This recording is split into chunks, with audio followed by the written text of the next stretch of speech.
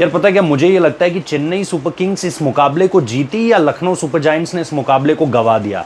इसके बीच में बहुत महीन अंतर है, बहुत कम अंतर है। क्योंकि अगर आप लखनऊ सुपर जायंट्स को देखोगे इस मुकाबले में, तो उन्होंने दो बड़ी गलतियां की, एक बैटिंग करते हुए और एक बॉलिंग करते हुए। कुछ मास्टर स्ट्रोक्स भी उन्होंने खेले, लेकिन लास्ट में यार नतीजा ये तय करता है कि यार आप इस मुकाबले में टैक्टिकली कितने स्मार्ट रहे। दूसरी तरफ महेंद्र सिंह धोनी थे, जिनके लिए ये गेम टेलर मेड सिचुएशन लेकर आया था, क्योंकि ये वही विकेट था जिन विकेट्स पर लगातार खेलकर जीतकर उन्होंने अपनी लेगेसी बनाई है।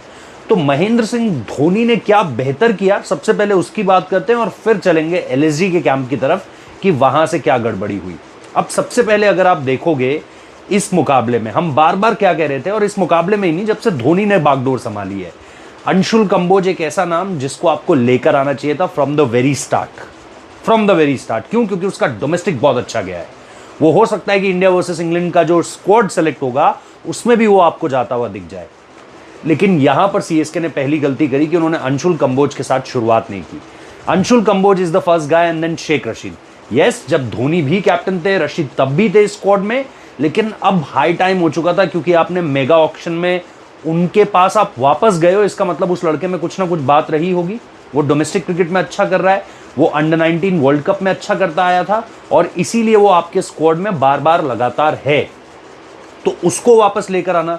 और अभी भी अगर आप देखोगे, आंद्रे सिद्धार्थ का नाम एक और है, जो एक और बल्लेबाज है उनकी टीम में जिसको मौका मिल सकता है, क्योंकि अभी भी आप देख रहे हो राहुल त्रिपाठी के बल्ले से रन्स नहीं आए हैं।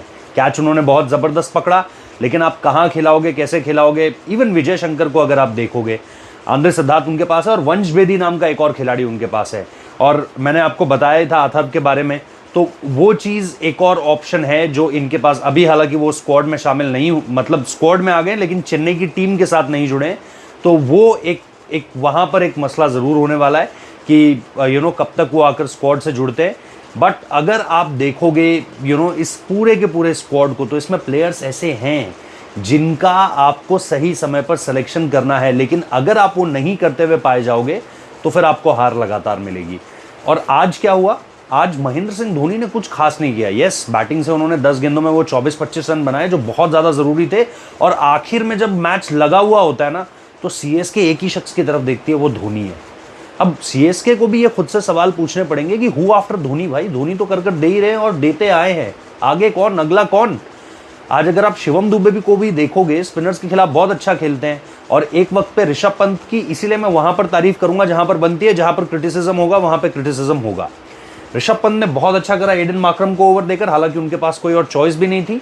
मार्क्रम के पास गए, दिग्विजय राठी को पावर प्ले में 2 ओवर कराए और 7 से 15 ओवर तक स्पिनर्स को लगाए रखा, एक पेसर भी नहीं डाला, जबकि शिवम दुबे क्रीज पर थे। दुबे अगेंस्ट पेसर्स थोड़ा सा वीक पड़ते हैं। आकाशदीप ने सिर्फ 1 ओवर किया था, महंगा ओवर गया था उनका, उसके बावजूद भी पंत आकाशदीप को नहीं लाए। नोइंग की दुबे स्पिन को अच्छा खेलता है, उन्होंने स्पिनर्स को लगाए रखा। यहां पर ऋषभ पंत को क्रेडिट जाता है। ऋषभ पंत का क्रिटिसिज्म कहां होता है, वहां पर भी आएंगे। लेकिन महेंद्र सिंह धोनी ने ये जो छोटी छोटी चीजें करी है ना, कि ओवरटन और रविंद्र जडेजा को इस विकेट पर नूर अहमद से पहले गेंदबाजी देना। नूर बड़े जबरदस्त रहे, लेकिन 2 बड़े विकेट आपको जडेजा ने निकाल कर दिए।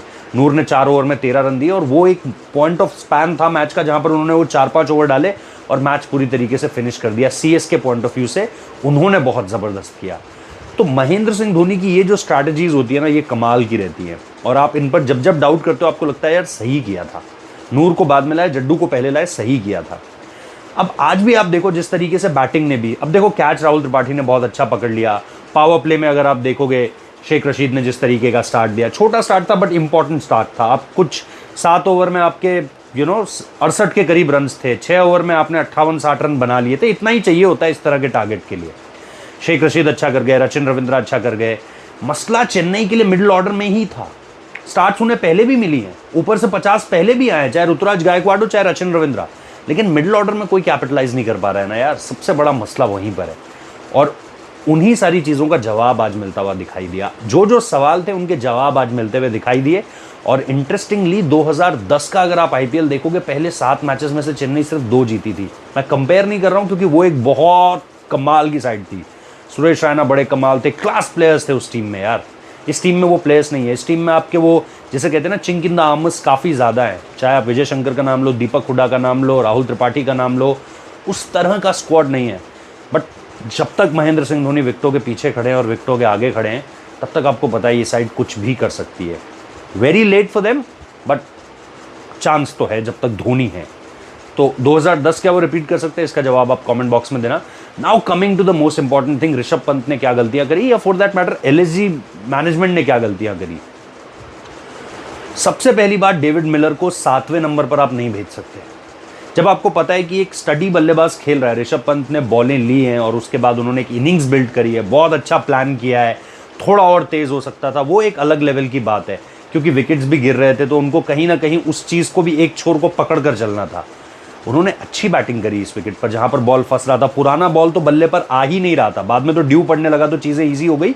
और शुरुआत में अगर आप चेन्नई का पावर प्ले देखोगे तो टाइमिंग बड़ी कमाल की थी और प्लेसमेंट्स बहुत अच्छी मिल रही थी। अदरवाइज पूरे मैच में आप पावर प्ले के बाद देखोगे बैटिंग फंसी है चेन्नई की भी। सो बॉल जितना पुराना हो रहा था उतना ज़्यादा फंस रहा था। तो वहां पर अगर आप देखोगे जिस तरीके से ऋषभ पंत ने बैटिंग करी, नॉट दैट बैड। लेकिन जब आपको पता है कि वो बैटिंग कर रहे हैं तो आपको डेविड मिलर को तुरंत प्रमोट करना चाहिए था कि आप जाके आप जाके बल्ला चलाओ, आप जाके तेज खेलने की कोशिश करो। मैं तो उन्हें आयुष बडोनी से भी ऊपर भेजता, वरना आयुष बडोनी से नीचे अब्दुल समद को भेजने का तो कोई मतलब ही नहीं है। ये तो आप अपने पांव पे खुद कुल्हाड़ी मार रहे हो, ये तो आप हार की तरफ खुद बढ़ रहे हो।